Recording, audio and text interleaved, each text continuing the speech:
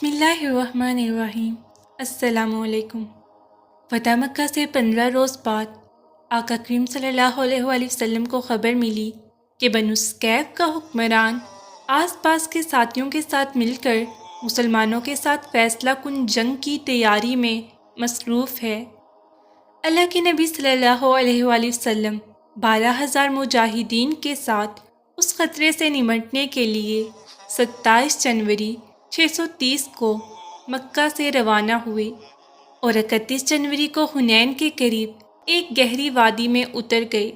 مالک بن عوف نے مسلمانوں کی آمد کی خبر پا کر انتہائی چالاکی سے کام لیتے ہوئے اپنی فوج کو وادی کے پیچ و خم میں یوں چھپا دیا تھا کہ مسلمانوں کو اس کی کانوں کان خبر نہ ہوئی۔ 1 فروری 630 کو اسلامی فوج کا ہر اول دستہ جس کی قیادت حضرت خالد رضی اللہ عنہ کر رہے تھے، گھات میں چھپے دشمن سے بے خبر وادی حنین کے تنگ درے میں داخل ہوا۔ طاق میں بیٹھے دشمن نے ان پر تیروں کی بارش کر دی۔ مسلمانوں کے لیے یہ حملہ قطعی غیر متوقع تھا۔ دوسری طرف مجاہدین کا دستہ جس راستے میں داخل ہو چکا تھا وہ بے حد تنگ تھا۔ مجاہدین پر کئی اطراف سے بے تحاشا تیر برس رہے تھے۔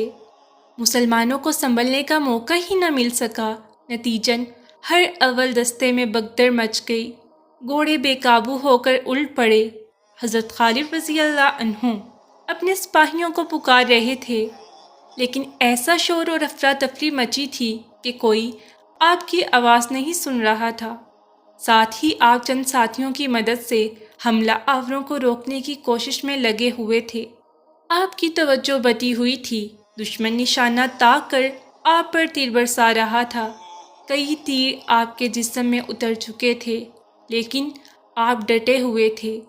آخر زیادہ خون بہہ جانے کے باعث آپ بے ہوش ہو کر گھوڑے سے گر گئے۔ اسی دوران ہر اول دستے کے پیچھے آتا اسلامی لشکر بھی اس تنگ راستے میں داخل ہو کر گھات لگائے دشمن کے تیروں کی زد میں آ چکا تھا۔ اسلامی لشکر ابھی ناگہانی برستے تیروں سے نہ سنبھلا تھا کہ شکست کھا کر پسپا ہوتا ہر اول دستہ اس سے ٹکرایا۔ اسلامی لشکر میں شدید افراتفری پھیل گئی اور سپاہی ادھر ادھر بھاگنے لگے۔ اس وقت اگر کوئی میدان جنگ میں ثابت قدم تھا تو وہ رسول اللہ صلی اللہ علیہ وآلہ وسلم اور ان کے چند جانثار اصحاب رضی اللہ عنہ، جن میں حضرت ابوبکر صدیق، حضرت عمر، حضرت علی اور حضرت عباس رضی اللہ عنہم شامل تھے۔ اس وقت چند مسلمان سپاہی بھاگ رہے تھے اور دشمن ان کا تعاقب کر رہا تھا۔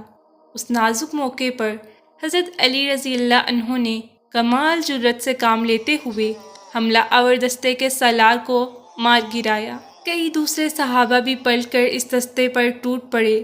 زبردست جھڑپ کے بعد بنو ثقف کا یہ دستہ بھاگ کھڑا ہوا۔ اب جنگ کا پاسہ پلٹنے لگا تھا۔ اسی دوران اللہ کے نبی صلی اللہ علیہ وآلہ وسلم کی نگاہ درے میں پڑے زخموں سے چور بے ہوش حضرت خالد رضی اللہ عنہ پر پڑی۔ آپ صلی اللہ علیہ وآلہ وسلم ان کے پاس تشریف لے گئے اور ان کے جسم پر سر سے پاؤں تک پھونک ماری، جس پر حضرت خالد رضی اللہ عنہ نے آنکھیں کھول دیں۔ آپ صلی اللہ علیہ وآلہ وسلم نے حضرت خالد بن ولید کی آنکھوں میں آنکھیں ڈال کر فرمایا، خالد اٹھو، مسلمانوں کو تمہاری ضرورت ہے۔ خالد رضی اللہ عنہ فوراً اٹھ کھڑے ہوئے۔ اللہ کے نبی کے حکم پر خالد بن ولید کے جسم سے تیر نکال کر پٹی باندھ دی گئی۔ رسول اللہ صلی اللہ علیہ وآلہ وسلم کے الفاظ نے حضرت خالد بن ولید رضی اللہ عنہ کے جسم میں ایک نئی روح پھونک دی تھی۔ آپ اٹھ کھڑے ہوئے، تلوار سنبھالی اور گھوڑے پر سوار ہو کر دشمن پر ٹوٹ پڑے۔ جسم پر بے شمار زخم تھے، لیکن اس مرد میدان کا جذبہ آسماں کو چھو رہا تھا اور ان کا گھوڑا سب سے آگے دشمن کی صفوں میں بجلی کی مانند دوڑ رہا تھا۔ دشمن خالد بن ولید کے وار سے بچنے کے لیے چھپتے پھرتے تھے، لیکن انہیں کہیں امان نہ ملتی تھی۔ آپ کا لباس خون سے سرخ ہو رہا تھا، لیکن آپ اس مہم میں دلیری اور جوانمردی کی تاریخ اپنی تلوار سے یوں تحریر کر رہے تھے کہ دشمن حواس کھو رہا تھا۔ حریف قبائل کے کئی نامور سردار حضرت خالد کے ہاتھوں مارے گئے۔ دشمن پر حضرت خالد کی اتنی دہشت بیٹھی کہ کچھ ہی دیر بعد دشمن آگے آگے بھاگ رہا تھا اور آپ کا دستہ ان کے تعاقب میں تھا۔